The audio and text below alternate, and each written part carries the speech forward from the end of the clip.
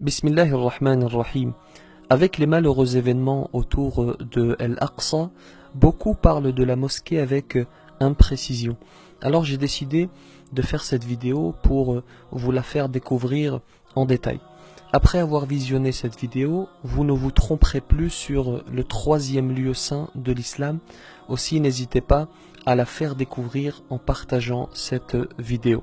La première chose qu'il faut préciser avec force, c'est ceci, parce que beaucoup font l'erreur. Le dôme du rocher, Qubat al-Sakhra, que vous voyez ici, ce n'est pas la mosquée Al-Aqsa. La mosquée Al-Qibli non plus. En réalité, ces édifices font tous deux partie de Masjid Al-Aqsa. Car la mosquée Al-Aqsa, c'est tout ce qui est entouré de cette muraille. Un certain nombre d'édifices, dont ceux que l'on vient de citer, Masjid ou Jami' Al-Qibli, le dôme du rocher, Musalla Marwani, Masjid Al-Buraq, l'esplanade, les jardins, Masjid Al-Aqsa, Al-Qadim, et la liste n'est pas exhaustive. Alors la mosquée Al-Aqsa, c'est la deuxième mosquée qui a été bâtie sur terre après celle de la Mecque. Selon plusieurs versions, elle a été construite une première fois par Adam, d'autres versions indiquent qu'elle a été construite une première fois par les anges, d'autres par le fils d'Adam alayhi salam et d'autres encore par le fils de Nuh, le prophète Nuh alayhi salam. Donc on dit ici Allahu a'lam, seul Dieu sait. Ce qui est sûr, c'est que Ibrahim alayhi salam, le prophète Ibrahim, fut à l'origine de la construction de Al-Kaaba, puisque Dieu dit dans le Coran وَإِذْ يَرْفَعُ إِبْرَاهِيمُ الْقَوَاعِدَ مِنَ الْبَيْتِ وَإِسْمَاعِيلَ. Et d'après une tradition prophétique authentique, 40 ans après ceci, 40 ans après le fait qu'Ibrahim alayhi salam a mis en place Al-Kaaba, les descendants d'Ibrahim, et parmi eux le prophète Yaqub alayhi salam, le père de Youssouf, que la paix soit sur lui, ont construit la mosquée Al-Aqsa. Ensuite, elle a été reconstruite et rénovée au fil des siècles.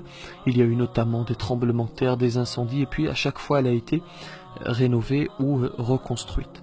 Vous savez que une prière, lorsque vous faites une prière à la mosquée de la Mecque, cela vaut 100 000 prières. Lorsque vous faites une prière dans la mosquée du prophète, que la paix soit sur lui à Médine, elle vaut 1000 prières, et ici, à la mosquée Al-Aqsa, une prière y vaut 500 prières. Ce fut la première qibla des musulmans. Lorsque la prière a été révélée, ils priaient en direction de Jérusalem, ceci pendant 16 mois, jusqu'à ce que Dieu décide de changer Al-Qibla, lorsqu'il dit dans le Coran قَدْ نَرَى تَقَلُّبَ وَجْهِكَ فِي السَّمَاءِ فَلَنُوَلِّيَنَّكَ قِبْلَةً تَرْضَاهَا فَوَلِّ وَجْهَكَ شَطْرَ الْمَسْجِدِ الْحَرَامِ. 16 mois après, eh bien, les musulmans ont changé de qibla, de direction, et ils prient depuis vers la Mecque.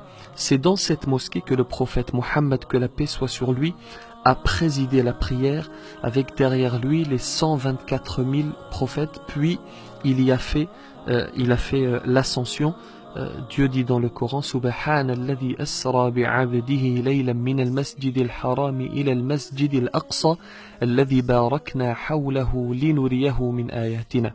La ville de Jérusalem est construite sur 4 collines. Sur l'une d'elles se trouve la mosquée Al-Aqsa. Elle est située précisément au sud-est de l'ancienne ville de Jérusalem. Elle est établie sur une surface de 144 000 mètres carrés et elle peut accueillir jusqu'à 500 000 fidèles. Elle fut la plus grande mosquée jusqu'aux années 60, avec l'extension des mosquées de Médine et de la Mecque. Ces deux mosquées ont donc surpassé la mosquée Al-Aqsa en termes de superficie et d'accueil des fidèles. On y accède par 15 portes, certaines sont ouvertes et d'autres sont fermées. Il y a 4 minarets dans cette mosquée et 15 dômes. Alors voyons la mosquée avec un peu plus de détails. Ici, vous voyez le dôme du rocher dont on a parlé tout à l'heure. Pourquoi est-ce qu'on l'appelle ainsi ?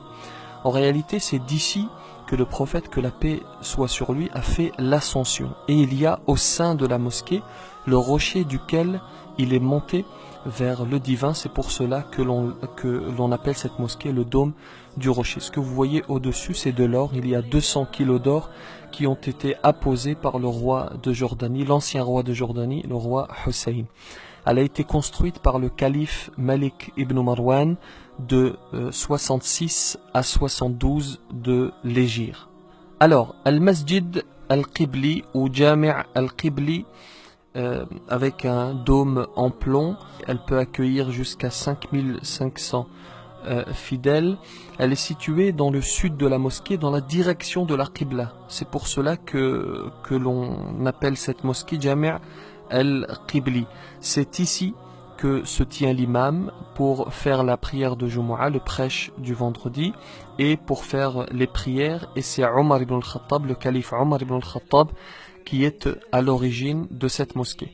Ensuite, il y a Masjid al-Aqsa al-Qadim, une mosquée souterraine, qui fait à peu près 1500 mètres carrés. Elle peut accueillir à peu près 1000 fidèles. Elle est située en dessous de la mosquée Al-Qibli. Elle était fermée jusqu'à 1998. On l'a réouverte en 1998. Ensuite, il y a une autre mosquée souterraine, Al-Musalla Al-Marwani, qui est établie sur à peu près 4000 mètres carrés. On l'appelle comme cela en référence au calife Abdul Malik ibn Marwan.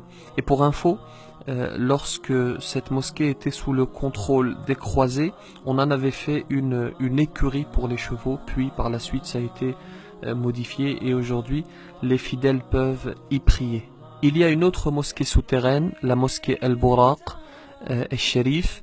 Alors le prophète y a attaché sa monture Al-Buraq, c'est pour cela que l'on a appelé cette mosquée Al-Buraq. Il y a également d'autres choses, il y a le musée islamique, il y a la porte de Ar-Rahma Al-Tawba, il y a Dar Al-Hadith. Vous voyez que la mosquée en réalité ne se résume pas uniquement au dôme du rocher ou à Masjid Al-Qibli. Voilà.